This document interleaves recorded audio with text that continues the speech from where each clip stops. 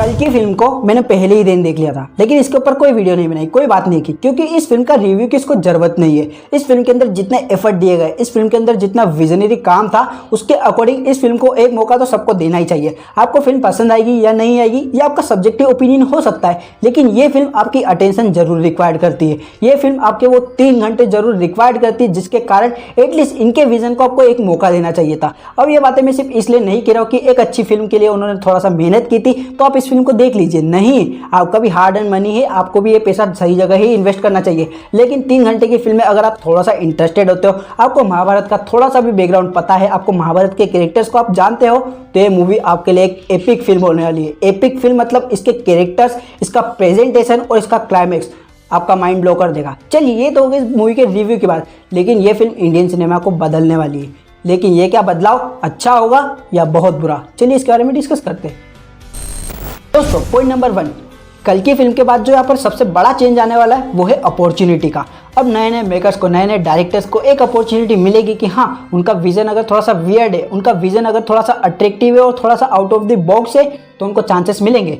क्यों? क्योंकि नाग अश्विन को इस फिल्म से पहले कोई भी नहीं जानता था। नाग अश्विन को इससे पहले सिर्फ 2 ही मौके मिले थे, 2 ही उन्होंने फिल्में बनाई थी जो बहुत ही छोटे स्केल की थी, लेकिन नाग अश्विन के इस विजन को सपोर्ट मिला, प्रभास का स्टारडम मिला, और स्टारडम के बाद आज के टाइम में जो सक्सेस मिली है, उसके बाद ये तो कहा जा सकता है कि आने वाले नए नए डायरेक्टर्स को, नए नए विजनरी डायरेक्टर्स को मौका मिलेगा। एस राजामौली के बाद कई सारे डायरेक्टर्स को मौका मिला था, उसी तरह से नाग अश्विन के बाद इस तरह के क्रिएटिव आइडिया को, इस तरह की डिफरेंट मूवीज को, इस तरह के डिफरेंट राइटर्स को बिल्कुल मौका मिलेगा, जो मुझे लगता है कि कल्कि के द्वारा सबसे बड़ा चेंज आएगा।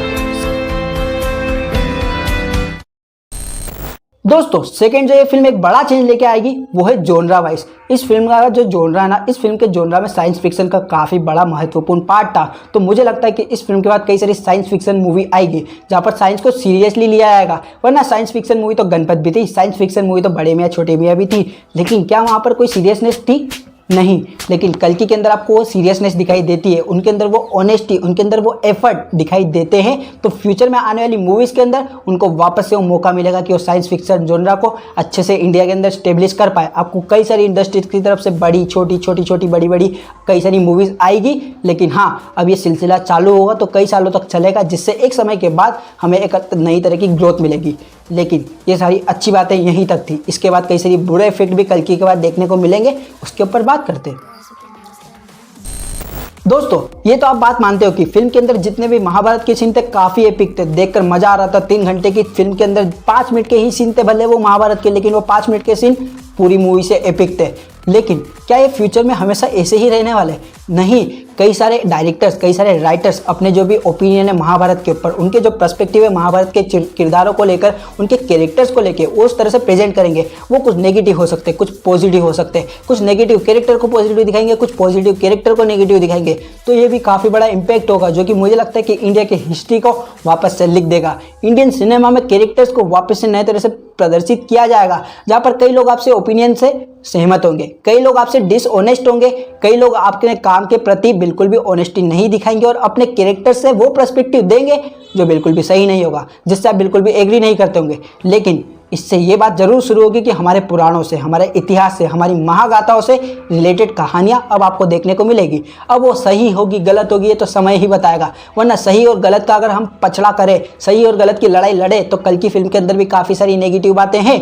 कर्ण के कैरेक्टर को पॉजिटिव साइड में दिखाया गया है, जो अर्जुन के कैरेक्टर का जो प्रेजेंटेशन है, उसके बाद मुझे भविष्य में डर है कि ये फिल्म भी शायद से पॉजिटिव कैरेक्टर को नेगेटिव तरह से दिखाएगी।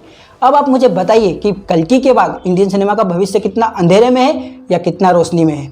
आप मुझे बताइए कि आपको ये फिल्म कैसी लगी थी, और इस फिल्म के बाद आपको क्या लगता है कि इंडियन सिनेमा में कोई रियली चेंज आने वाला है? ये एक नॉर्मल सी ही फिल्म थी, इस फिल्म को ज़्यादा हाइप किया गया है। आप मुझे बताइए कि ये फिल्म आपको समझ आई थी, या 3 घंटे के अंदर आप यही कह रहे थे कि कितनी क्रिंज फिल्म है, इसके अंदर कुछ भी हो रहा है, क्या ही हो रहा है, मुझे कुछ समझ नहीं आ रहा। आप मुझे बताइए कि आप किस साइड है? मैं जिनके साथ देखने गया था उन्हें फिल्म बिल्कुल पसंद नहीं, लेकिन जैसे ये फिल्म मैंने देखी थी तो 3 घंटे के बाद मेरा माइंड ब्लोन था। क्लाइमैक्स देख के मैं काफ़ी एक्साइटेड था कि हाँ, अगले पार्ट में क्या होगा, कल्कि में क्या होगा, कल्कि की यूनिवर्स में क्या होगा, इंडियन सिनेमा में क्या होगा। अब आप मुझे कमेंट में बताइए कि आप किस तरह की ऑडियंस है, आपको किस तरह की मूवी देखना पसंद है, कि आप कल्कि की फिल्म को पसंद करते हैं या आपके लिए एक बहुत ही जस्ट एवरेज फिल्म थी। चलिए मिलते किसी वीडियो में, बाय।